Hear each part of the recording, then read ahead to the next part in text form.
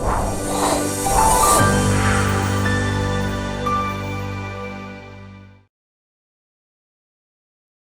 again, everybody. This is the Big Idea, Big Moves podcast. I'm Jamie Allison. This is where we talk to the high performers out there. So people that have found success in their niches.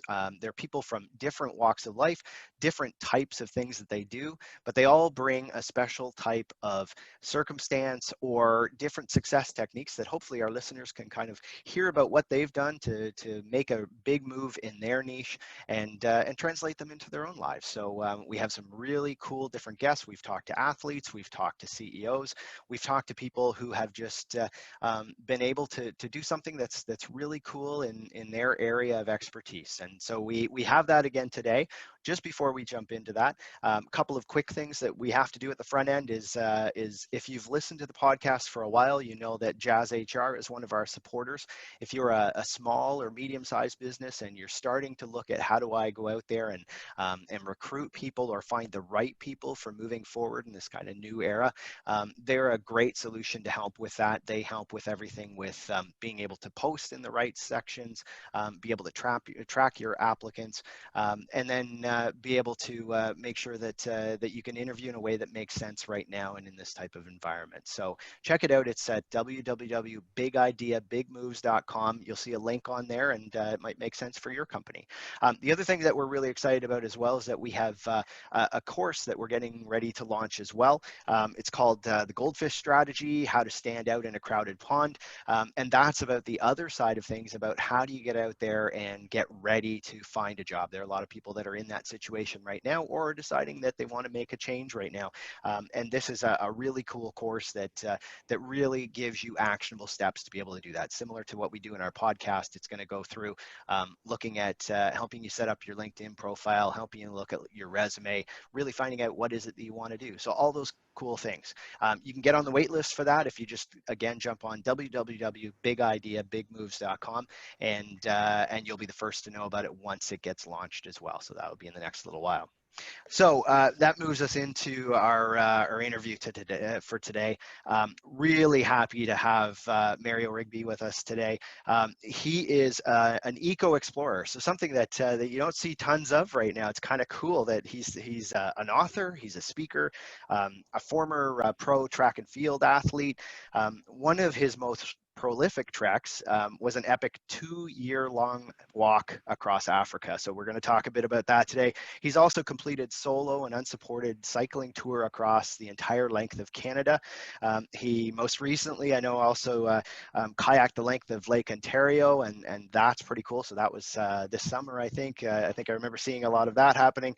But his journeys are not just exhilarating to watch or to find out about. They serve another purpose. He's a strong advocate for the representation of diversity in the outdoors, sustainable enjoyment of the outdoors, and just inspiring people to get out there and enjoy the outdoors around them. So really happy to have you. Thanks very much for taking time. I know you've been busy lately, Mario, so thanks for taking the time with us today.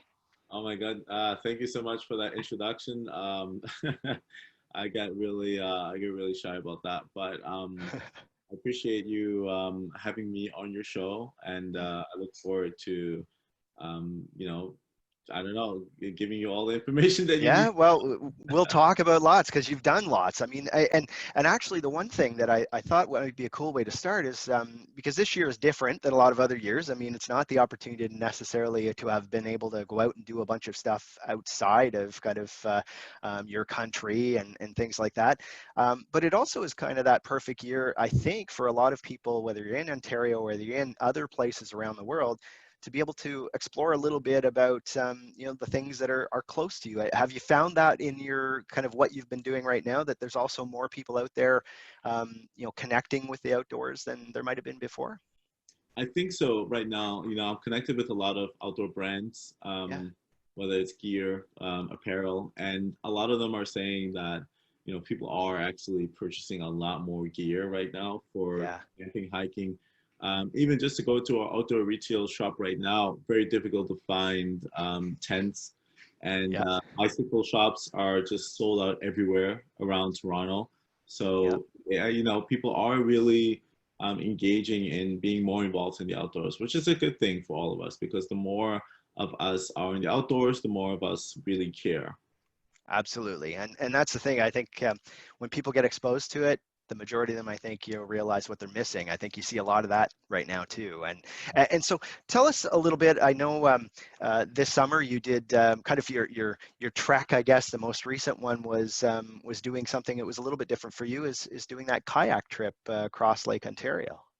Yeah, you know what? I wanted to do something that was a challenge to me. And you know, I've kayaked before. I've kayaked the length of Lake Malawi in Malawi Yeah. in Africa, and you know that was a 550-kilometer expedition, and you know there were a lot of dangers involved. You know, hippos, crocodiles, mosquitoes with cerebral malaria.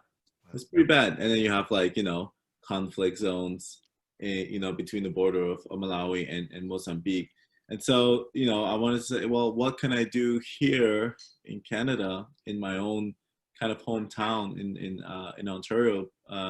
Provincially, what can I do to inspire adventure and to get people going out and still, you know, enjoying the great outdoors without having to travel halfway around the world where it's just really not necessary. It's dangerous due to COVID-19, but also it's, you know, you don't have to do it, and therefore you can save a lot on CO2 emissions as well, and also lack of plastics and things like that. You know, carrying all your luggage and the tags. I can go on and on and on.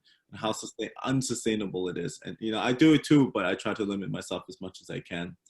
And so I figured, okay, well, Lake Ontario is literally 10-minute walk away from my building. So I could just walk there. And, you know, one day I looked out and I'm like thinking, definitely would be cool to kayak this place. And I wanted to use a sit-in sea kayak, which I've never done. I've never used it before. And, you know, getting that kayak was very difficult because, you know, everyone was purchasing kayaks and, you know, canoes and things like that. So our outdoor retail shop, whom I'm a ambassador for, which is MEC, Yeah. sold out completely. And I'm thinking, oh, this is not great. So, you know, by the time I actually did get a kayak, though, it was about 2 days before my kayaking expedition. And so Wow. I So no practice time. You weren't. practice time whatsoever. I had one day I went out on the lake and you know, it was all wrong. Like I was just I didn't have a shirt. I didn't have a life vest. It was just really like pure raw. Here's a kayak and you know, go Yeah. yeah. Go. I the length of Lake Ontario, no big deal. And I realized also like how few people have actually attempted to do it. I don't think it's the most difficult thing to do. I just think that for some reason, people haven't looked at Lake Ontario and thought like, oh, well, let me traverse this lake.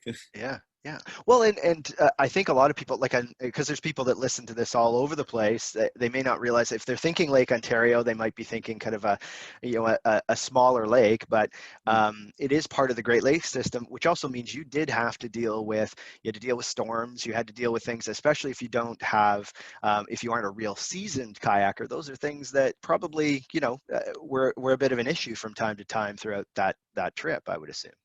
There were situations where, you know, just with a blink of an eye or even half of a blink of an eye, you know, you found yourself upside down, kind of like looking down at the lake and wow, what am I doing? I am in over my head. I Yeah. highly recommend people not to do it the way that I do it. Just Yeah. as a disclaimer, I have been kayaking for months on end across, you know, one of the Great Lakes in Africa. Yeah. And so I do have that experience. It's just that I just didn't have that experience really in a sit-in kayak. Yeah. So you know, I did understand like the water and currents and all that kind of stuff and what I need to do in those situations. Yeah. And so, you know, I don't want to, you know, let people know that, you know, there's Yeah. some experience behind this. It wasn't just like completely learning how to kayak from nothing. Yeah. Well, and I think that's important to know, not just for safety reasons, obviously for other people that, and we'll go through. I mean, you've done a lot of things that have built up to that as well. And, but the other side is understanding that you know, there's you learn just as much as everybody else. You're learning these things before you do them. I think when people look at all the different things you do or have done, they probably make the assumption you know how to do all of them really, really well, and you're just because I think I saw recently you tried stand-up paddleboarding, and that was a learning experience for you. So it's not that you can go out and learn these things just as much as you're learning how to do some of this stuff too, right? 100%. And that's why I do a lot of these things. I do a lot of firsts. A lot of people like to stick with what they know, and they want to perfect their craft, which is great. And I like to do that too, but I also like to dabble into a lot of things that I'm completely unfamiliar with, and I want to learn it. And not only do I want to learn it, but I want to be able to use it, through some of my expeditions or adventures. So whether that's like traversing a continent or a Great Lake or anything like that, why not use a paddleboard or something new? Maybe even fly an airplane. You know what I mean? Yeah. So all of these different, to me, it doesn't even come to my mind that, oh, it's going to be like a difficult like process to get there. I'm just thinking like, well, you just go through the steps of learning. Like, you look at a book, you start doing research, like, well, where do I get my license from? Okay, cool, I have to apply to this, I have to put this much money into it. Okay, cool, so you put aside that much money, you put aside that time, you go out there, and then you fly a plane, and your life is good.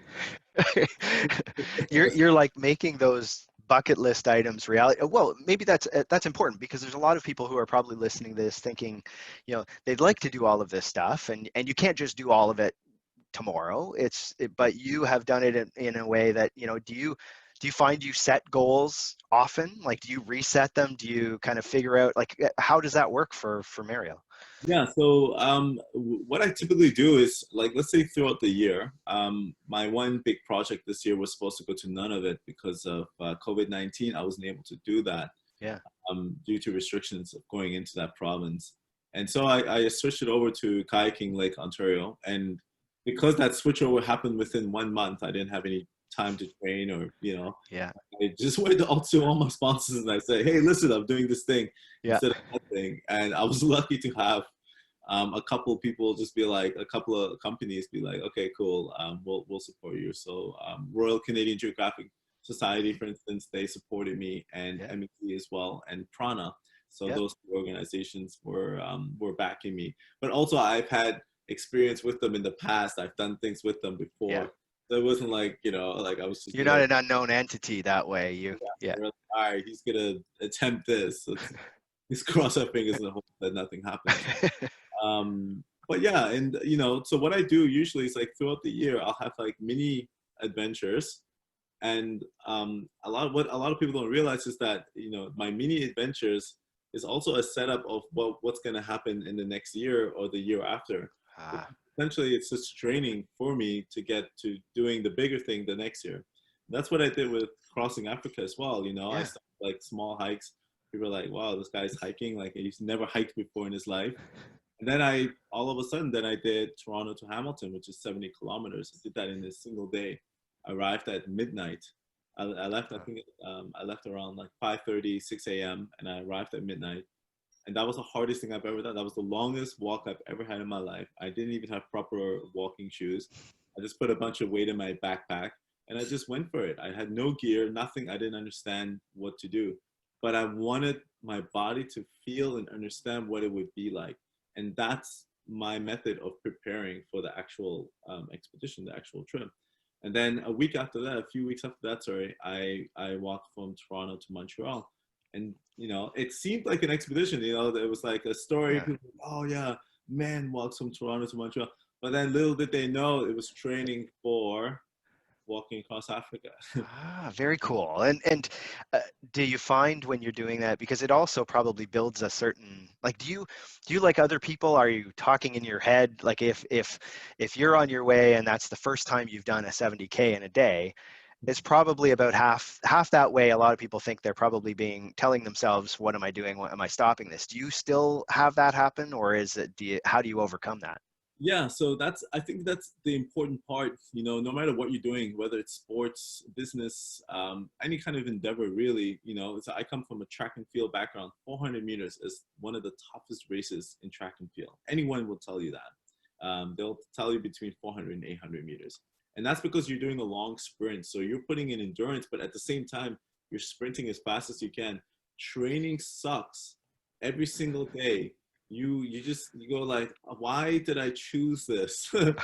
But you have to convince your mind to go through it. And the way that I do it is, I say to myself, well, I'm in this, I might as well push all the way. If I'm Yeah. going to put myself through pain, I might as well go to the very end, to the very limit. And so that allows me to constantly, continually growing or with my endurance and things like that. I And think each of that gets a little bit further every time, so you probably become that much more prepared for it. exactly. Yeah. So tell us about Africa then. I mean, that's obviously that's a huge difference. I mean, it's to people that have that concept of being 70K in a day, that's tough. But when they think of how long that took you to do that, and probably even just all the things that you saw and experienced as you were doing that, tell us a bit about that trip and how it affected you. Yeah, so definitely Africa changed my life 100%, completely. And I believe that a lot of people who do go to Africa authentically, or as authentically as they can, as in like not going to like a resort where they don't interact with the locals. Yeah. I believe that anyone that's gone there, everyone that I've met said it changed their lives. And it's because there's a difference in Africa, and in particularly in rural Africa, and a lot of indigenous communities there, and they believe in Ubuntu, right, which is all for one and one for all, where everyone believes that we live in a community, so one cannot be without the other. And to me, that's something that was kind of evident to me on each day for the 2.5 years that I've walked the length of Africa. But what I've learned too is learning how to learn how to create a solution out of a problem on the spot. You have to be creative. You have to also not think within the box. So I had to take away all my thinking of how it is to be in the Western world. Like, here we have all these rules already set up for us. This is completely guided. We live in a very guided system. And all you have to do is just kind of like stay in that system, and it's kind of like going through a maze. But when I was in Eastern Africa, it was very different. It was just more like, well, this can apply, yes, but you have to be very creative in the sense of like, well, like for instance, when I didn't have food, when I was walking along the coast in South Africa, I thought to myself, well, okay, there's probably snails, I can go fishing. But then I realized very quickly, you cannot go fishing out there because the waves are just like, Yeah. massive waves. And, you can't really stand on the beach and like throw a line in there. It's just not going to happen. And, there would be times where I think the space between villages were about 120 kilometers apart.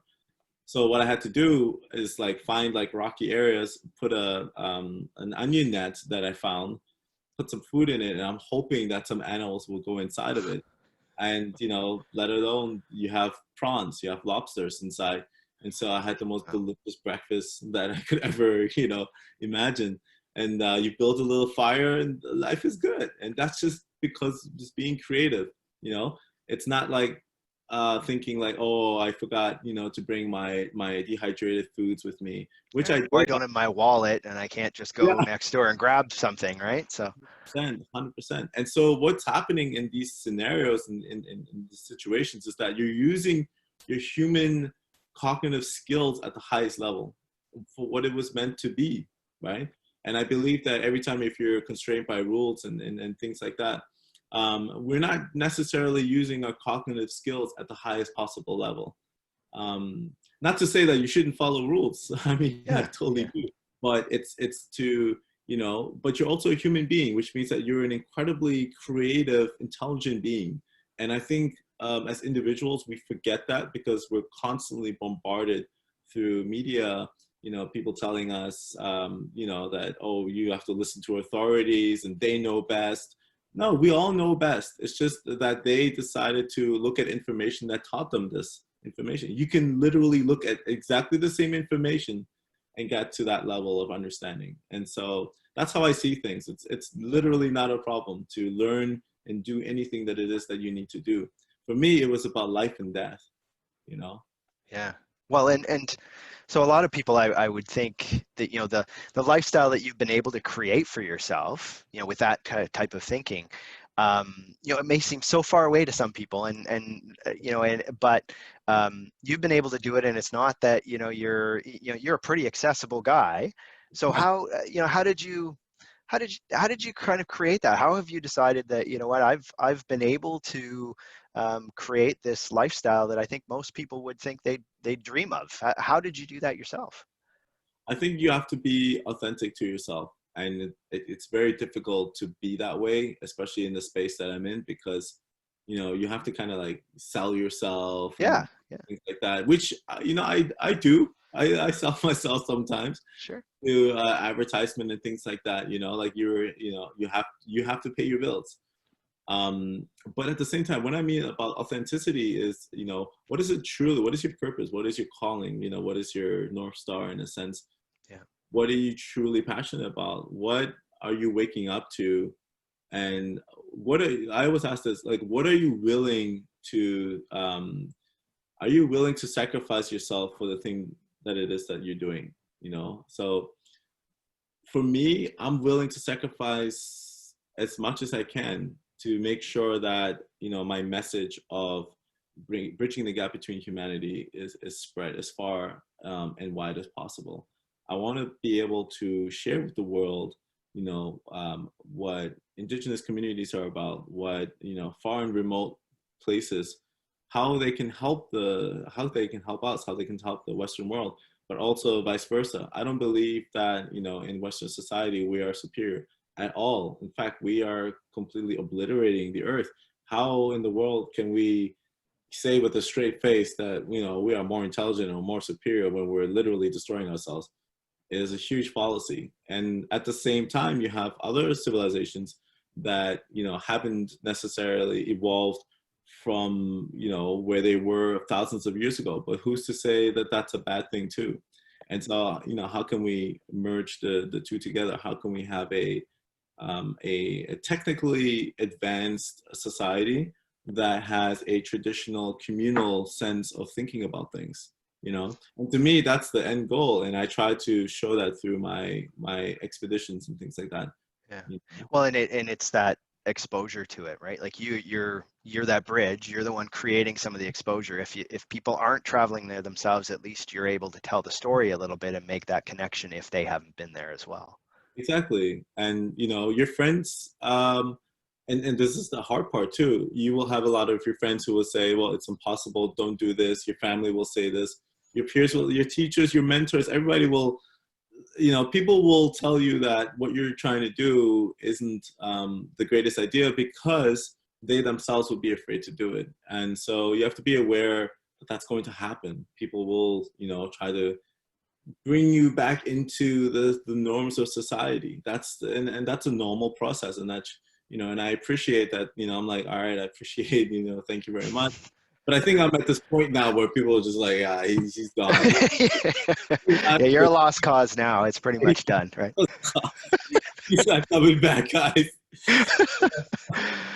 So I guess that's one thing as well, is that you've touched on it a little bit, is in order to do what you do and to be able to get there, you do have to hustle a fair amount, I would assume, at different times. How do you go out there and find, whether you're looking at sponsors and things like that, do you talk to them more about the experience, what it is you're trying to do?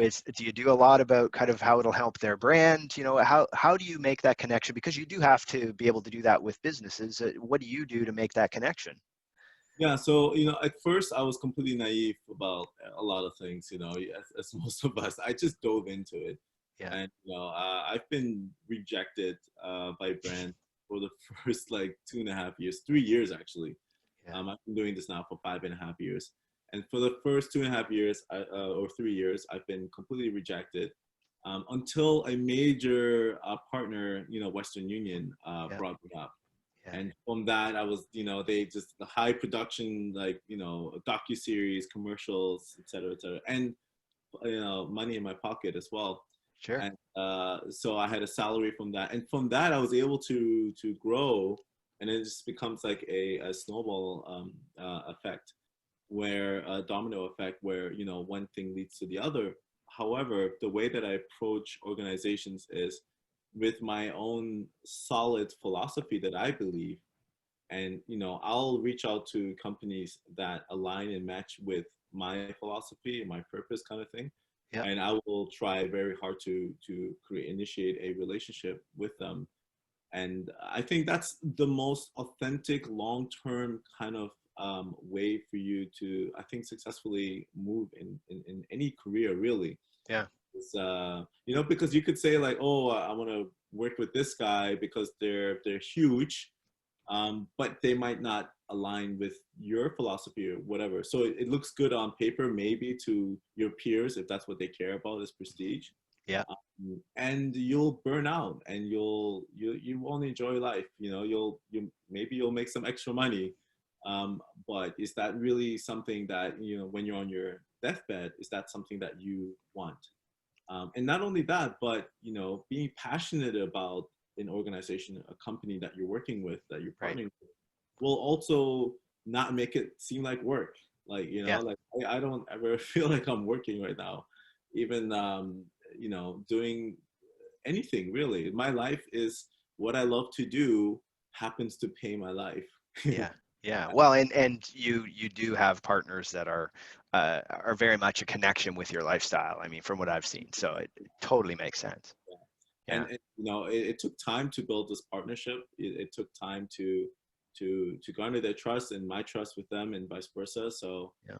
I would say that it's about really marinating your relationship with these brands. Yeah. And I think that's the best way to go at it. It's like, yes, it's business, but at the same time you have to look at it as like your baby, in a sense, right? Like, Yeah.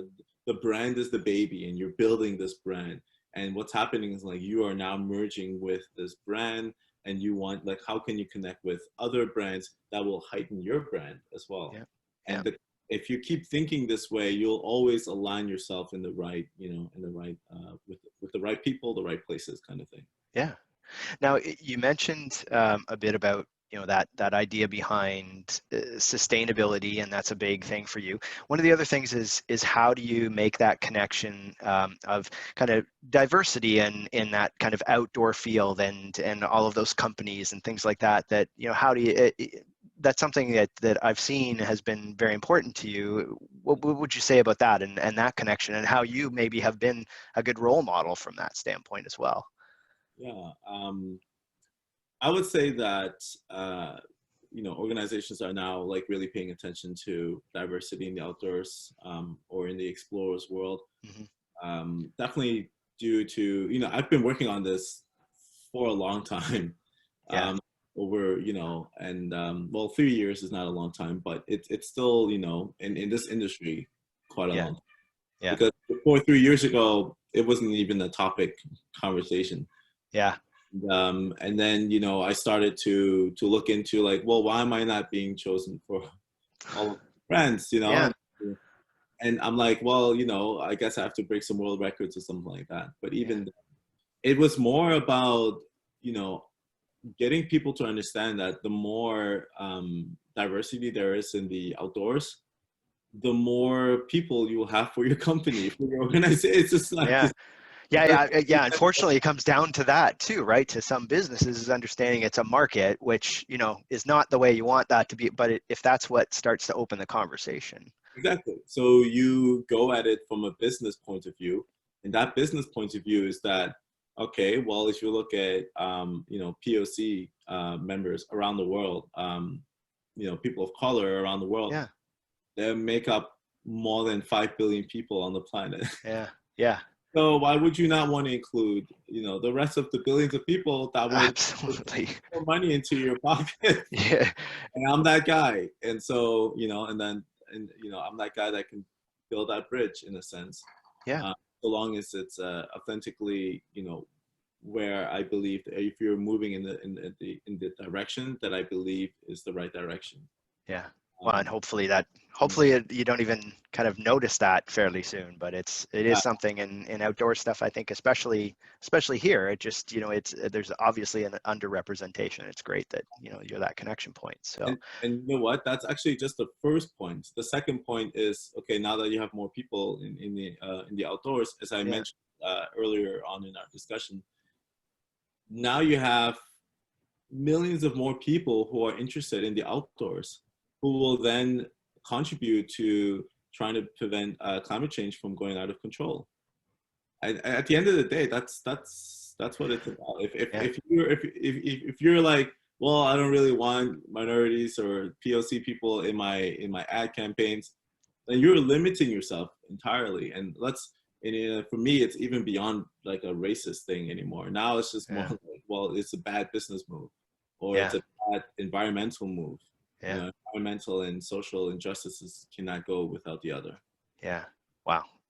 Well, hopefully we see that changing, and you've done a good job about kind of bringing that to the forefront. So if there are people, and let's say, and this is anybody, if there are people that hear this and are inspired by it and think, you know what, I do want to make sure that, I may not have this idea I'm going to walk across Africa, but I also do want to get out there a little more and be able to kind of, really connect with the outdoors. And do you have a couple of things that, if there are things they could do right away that would get them moving in that direction, what would they be, Mario?